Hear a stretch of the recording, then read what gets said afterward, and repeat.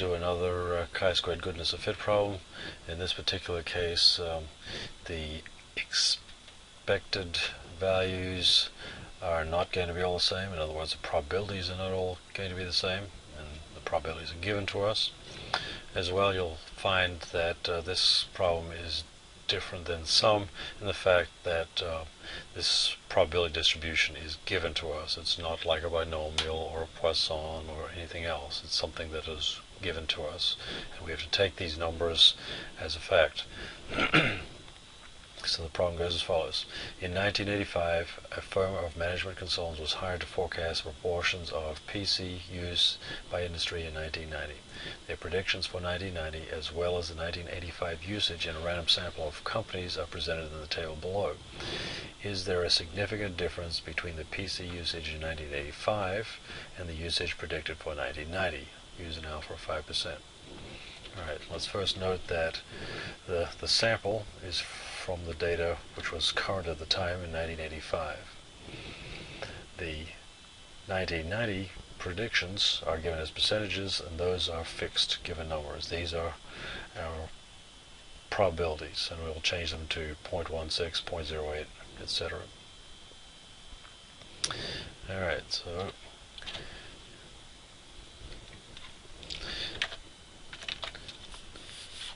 we have our hypotheses to do first. Null hypothesis is no difference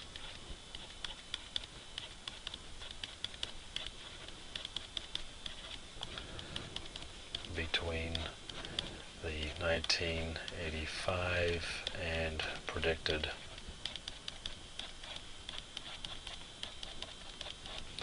1990 usages.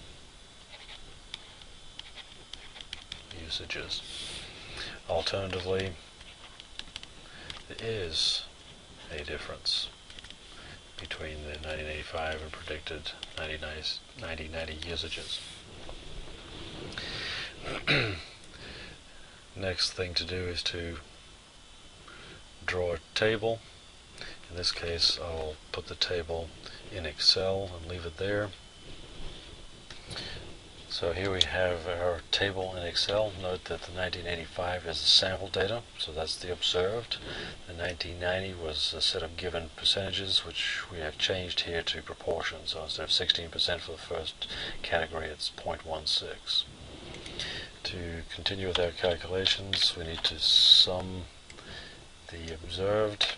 We find there's 150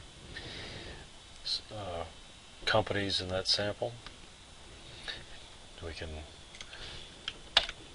sum the probabilities to make sure that they add up to 1, which they do. Sometimes they'll add up to something close to 1 because of rounding error. And to get our expected value, you go n times p. N is 150 times each of our probabilities. And so we have these expected values. Note that if you wish, this is the only time we'll do this in this class, you can round off the expected values to 1 decimal place. But since I don't need to here, I'll leave it as such. Alright, so that's our table. We go through this table and look for values that might be less than 5, and we find some that are less than 5. So we're going to have to do something about this, and we'll have to combine. There are several ways that you can do this, but basically it all involves the same degrees of freedom. Remember, we want to make sure that degrees of freedom after combining is as large as possible and still have all the expected values greater than 5. So if we combine these 4 rows, we should do the job. So just to do the partial calculations here, if we sum all those observed, we get 11. We sum all the expecteds here, we get 9.75, and now we're going to redo this table so that these rows that we've combined no longer there. And so after combining the final table will look like this, and you'll notice now all the expected values are less than 5. So now we have 2, 4, 6, 8 rows. So going back to our problem, we have next to do is degrees of freedom check. Degrees of freedom is the number of categories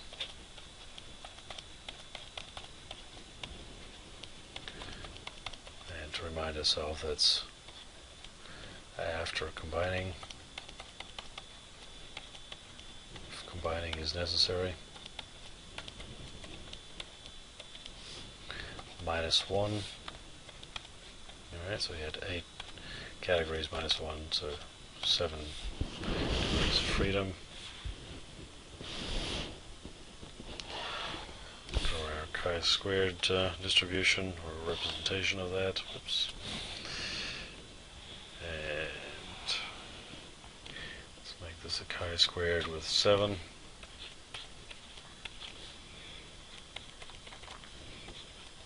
Alpha of 5%. And let's go to our tables to find that value. Alright, and it's 14.07 for the critical value.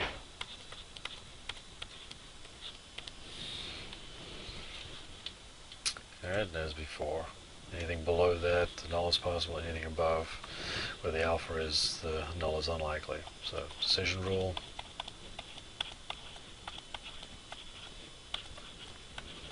Since the problem asks in terms of the word significant, we'll do the interpretations that way.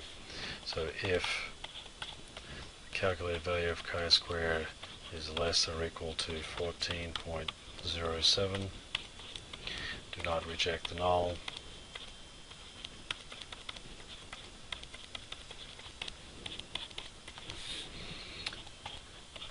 There is an insignificant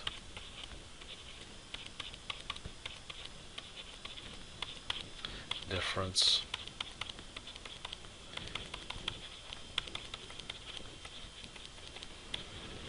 between the 1985 and predicted 1990 usage.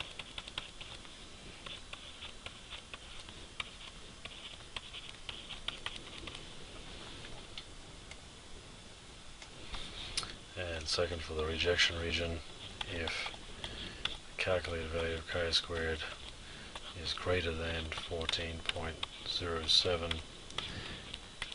we can reject the null and accept the alternate. Alright, we reject the null because there would be a sufficient difference between those observed and expected values, and so we'll say in that case there is a significant difference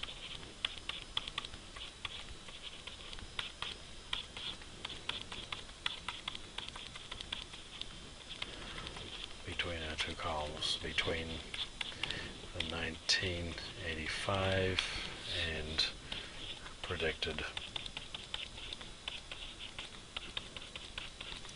1990 usage.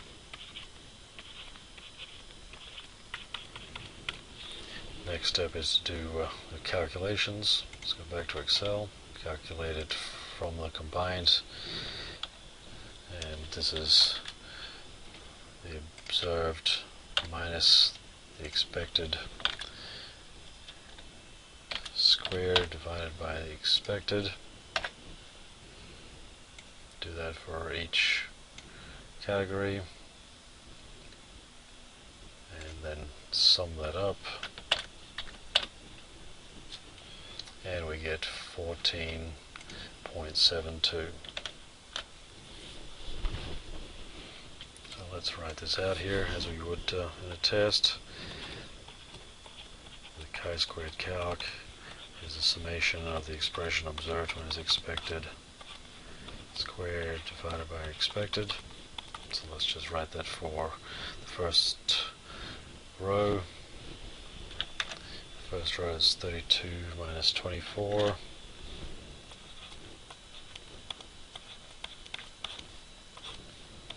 square that difference, divide by 24, and we go all the way down to the end, which is 48 minus 58.5.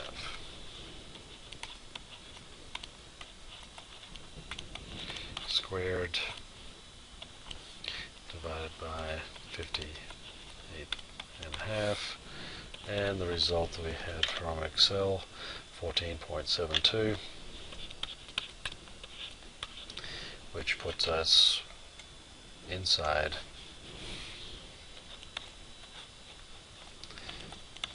the rejection region, so that we have a sufficient difference between those two columns, the 1985 and the 1990 predicted. So decision,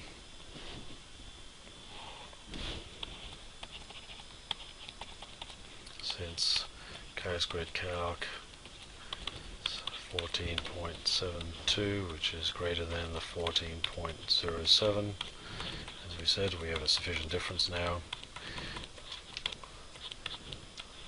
We can now reject the null and accept the alternate.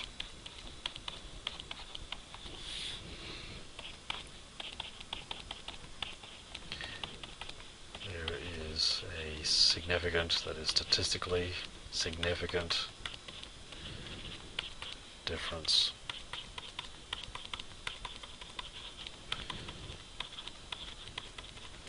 between those two values, the 1985 and the predicted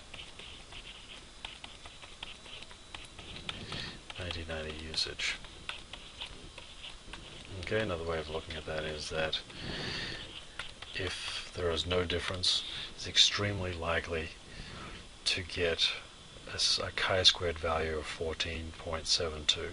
So that being the case, the assumption that these two columns, the usages in 85 and 1990, are the same, seems extremely unlikely. And that's the end of that problem.